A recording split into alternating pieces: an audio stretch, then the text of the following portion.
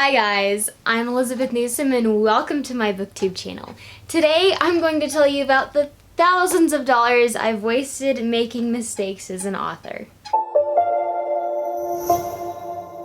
So I recently posted a video about what being an author was really like. And on that video I mentioned, that being an author was like making mistakes and wasting thousands of dollars on those mistakes, and then I had a commenter, Owlmoon. I wanted to make sure to mention her username to credit her with the idea, and she asked, could you make a video on what mistakes you've made as an author? I would love to see your thoughts on other harsh realities for writers. I'm hoping that I could learn a bit.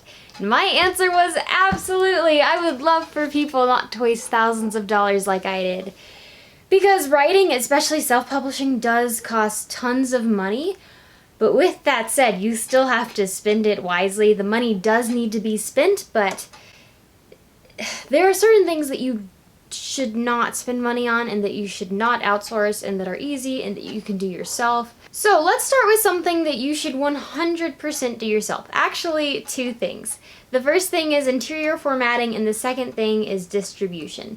So what are those two things? Well, interior formatting, essentially, you can't take a Microsoft Word document and then say, make this into a book, or just like, well, you could, but then you'd have to pay an interior formatter a lot of money. I was working with a company that was going to charge me over $1,000 for interior formatting, and they were going to do some cool stuff to it, to be fair, some special little designs and stuff within the book like you see on really popular New York Times best-selling books. But that was $1,000, and I was spending so much money already on the book that I said, no, I'm gonna figure this one out myself, and it's way easier than you think it is. So I did have to purchase a program called Vellum. It's $200 to get the ebook formatting plus the print book formatting, but this includes every kind of interior formatting you could think of. It includes ebook, Nook, Kindle, so many others that I can't even think of. And then for print, there's all different kinds of trims that you could choose from. There are definitely some drawbacks. Like for the scene breaks were all way too small and I had to go in manually and put in those scene breaks and make them larger. In addition, this program, Vellum, does not do well with maps, so I had to do that myself, and for that you need Adobe Acrobat, which you would kind of need anyway if you're an indie author, just to make sure that your book is arranged how it needs to be, because for a print book you need to export that as a PDF. So that was actually an area where I could have wasted over $1,000 and I did not. So go me. That's the one go me for this video. Now we'll get on to all the other mistakes I made. So I was talking about distribution. I paid a company $500 for my distribution. And for distribution, all you do is insert some information about your book, and it depends what you're distributing on. Like, are you distributing through Ingram Spark, Amazon? Those are kind of your main options as an indie author. If you're a traditionally published author, you might be published on Anchor. With that said, I have a lot more to talk about with distributing on Anchor as another one of my mistakes, but we'll get to that shortly.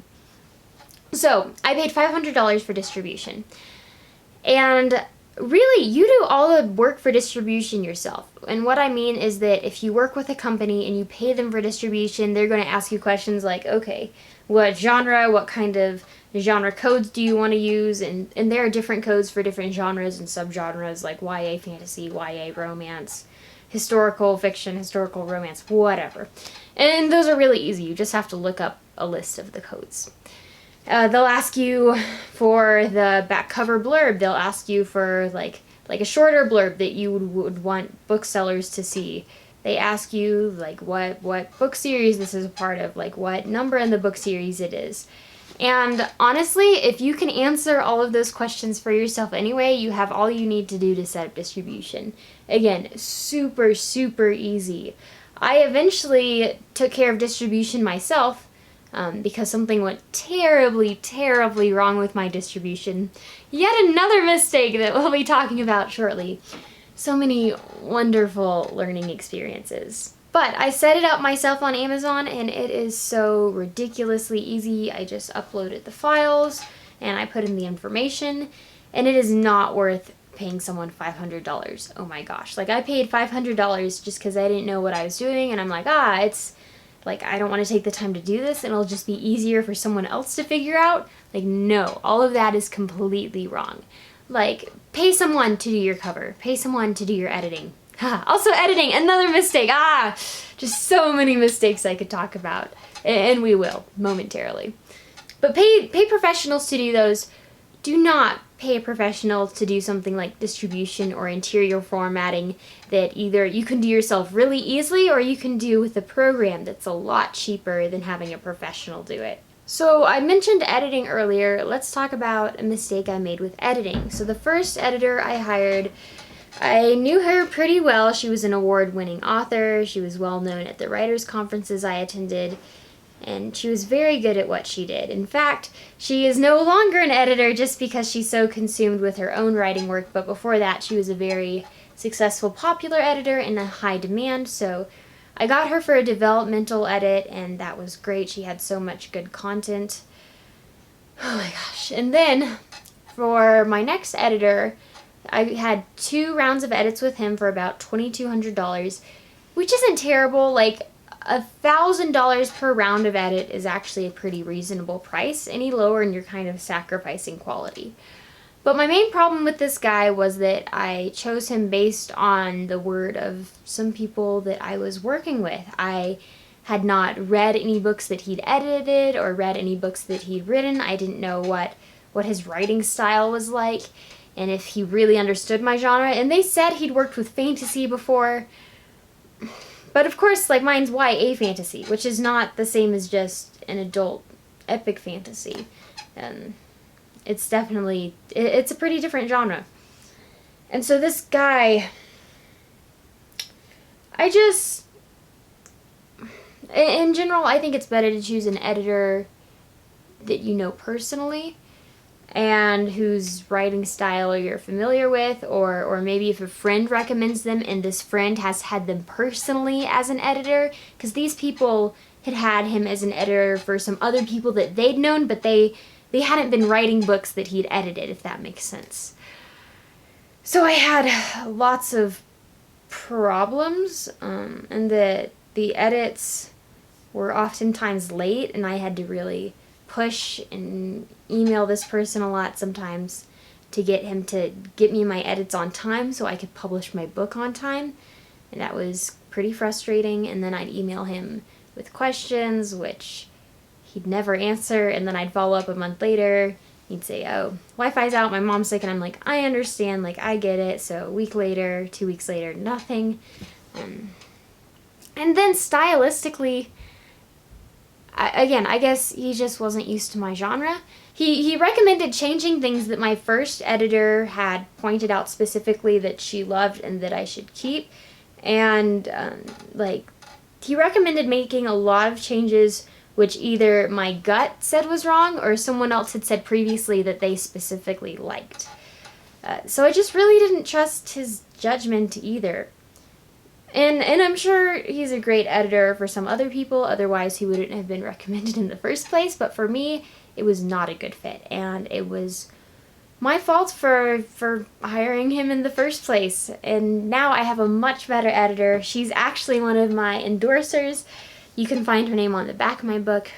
She's called Sarah Grimm, or SD Grimm, and I've read several of her books. I know tons of my friends who've had her as their editor, and she just stylistically gets what I want to do. She writes in the exact same genre as I do, with YA fantasy and then of course romance. So really happy with her. I just had my first edit with her. It was a developmental edit, and she's got great prices, great quality, so I really enjoy working with her. And another mistake I made with that first guy, so frustrating, is I paid him up front in installments, which again, bad idea, because I was in a time crunch and I'd already paid him all his money, so it's not like I could say hey, you need to get me this edit by the time you said I would, or I'm not going to pay you the full price of what we agreed upon because you said you would meet this deadline and you didn't.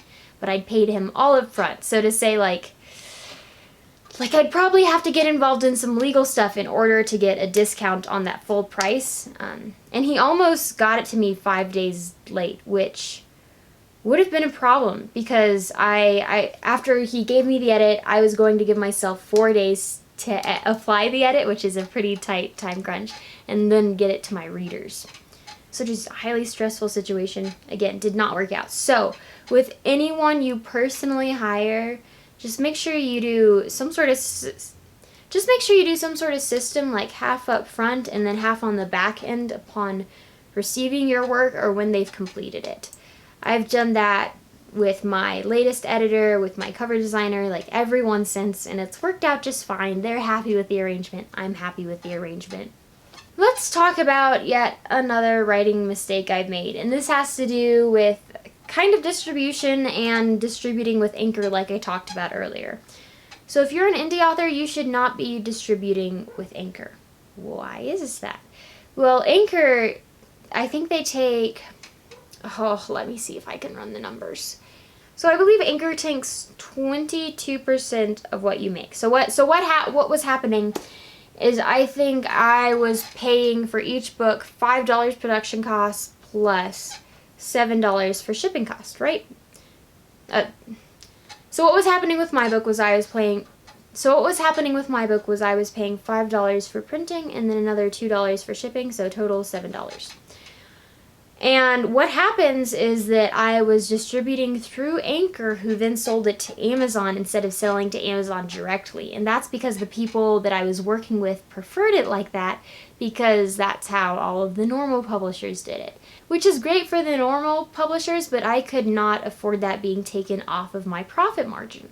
So what happened was that Amazon, I'm trying to remember what exact percent that Amazon took off of my profit, and I can't at the moment. But they took off a certain percentage, and then Anchor took off another 22%. So by that time, what I was left with, a profit per book, was negative $2 or $5 return total, which remember, this production cost was $7. I paid $7 per book, and I was getting $5 back in return. So, for anyone who ordered my books on Amazon for the first few months, anytime in the fall really, I was losing tons and tons of money on those books. Oh gosh. And I calculated those numbers and added it to how much I paid this company to do my distribution, and it was $800 or $1,000, and that was pretty depressing just to see how much profit I could have made, but that I'd actually lost. And the company recognized it was their mistake, so they paid me back enough so that I broke even. But again, on any books that I sold from September to December, I made zero profit on them. Which, again, it's really hard because I've paid so much money, so much time for these books. But it was my fault for a number of reasons, because I did ask this company ahead of time, like, okay, how much percentage is Amazon going to take off? How much percentage is Anchor going to take off, so that I could figure out exactly what I would be making? And I got back these kind of wide parameters, these ballpark ranges instead of specific numbers. And so I'm just like, okay, I can't really do anything with such broad ranges, so I'm just gonna wait and see what my profit margin is. And then I got my first check-in for my books, and I ran the numbers, and I'm like, I am losing money on these books. Which is when I started doing distribution myself. I shipped all the books from Anchor back to me, so I have lots of boxes of books now, which is fine because that's better than Anchor giving them to Amazon. So if I just sell directly to Amazon, then Amazon takes their percentage. But if it's to Anchor and then to Amazon, Amazon takes their percentage, Anchor takes 22%, and then I'm left with negative profits. So normally that would not happen as an indie author, but because I was working through this company that preferred it that way, that was how it happened. And there were lots of good things about this company, like good services that they had, in ways that I benefited, but I also lost a lot of money with it. Alright, let's go ahead and wrap this video up with the last mistake I made, and that was going to a trading expo. So the trading expo was pretty cool. I vlogged it. It was a very unique experience. I got assigned books, but I don't really think that any bookstores have ordered my books from going to the expo. And every expo or conference cost me on average about $1,000 to attend. And so I did make a few connections, a few people sounded interested, but really the only thing that I benefited from was there was this Christian broadcasting network, and I had an interview with this guy, and he posted about me on the website, and then I had multiple people contact me from that or review my book from that. So that was really awesome. But it does not make up for the $1,000 I spent on the trading expo. So what happens at the trading expo is you bring like 100, 200 books, and you pay for them, pay for the shipping, and then once there, you like give them out for free to the booksellers, and if they like them, they decide to order more, which is a great system unless they keep the book and decide not to order more. And what's even more depressing is that I had someone message me, and it was a really encouraging message itself, but she mentioned that she found my book as a signed copy in a Christian bookstore. Well, I signed all the book copies that I gave away at the trading expo. And what the people at the expo we were with, they said that we should always offer to sign to a specific person. But even if we didn't sign to a specific person and they said no, just like leave it blank, that was fine, that didn't mean that they were going to just sell the book themselves, but that probably meant that they like wanted to hand it around to a group of people to see if it was a good book. Well, that's not necessarily the case, because obviously what happened there was I gave my book away to them for free, made no profit on it, and so they got the book for free, they were able to sell the single copy at the bookstore, and they made 100% profit on it. So it was good that I got exposure and that this woman saw my book, and it was very kind of her to message me, but it's also very depressing to think of how many other of the Christian booksellers I talked to are offering one of my books for 100% profit when I paid hundreds of dollars to buy those books and to ship them to the expo. Which, of course, I mean, that's their prerogative. I did give them the book. It's just kind of demoralizing, you know? Because that means I just lost a lot of money. Which, it's obviously not all about money, but writing already costs a lot of money. You don't need to be losing any more money than you're going to. With that said, I don't think that means I'd never go to an expo again. If a publisher or bookseller was interested in my book, I'd send them a Kindle version, one that I don't have to pay any production or shipping money on. And in addition, there are expos where people actually go to buy books instead of just taking them from you for free. So I'd definitely be up for that. Well, there you guys have mistakes that I made as an author that costed me thousands of dollars. If you enjoyed this video or learned something from it, please give me a big thumbs up and subscribe, because I post one bookish or writing related video a week. And as always, I'd love to hear from you guys. If you're an author or writer, let me know what are some of the mistakes that you've made that have either costed you money or haven't necessarily done so, and they've just costed you a lot of time or a lot more effort than you needed to. And if you have any more questions about writing struggles or things that are hard about publishing, just put it in the comments and I can make a video about it like I did this time. So, let me know down below, and with that, I'll see you next time. Bye!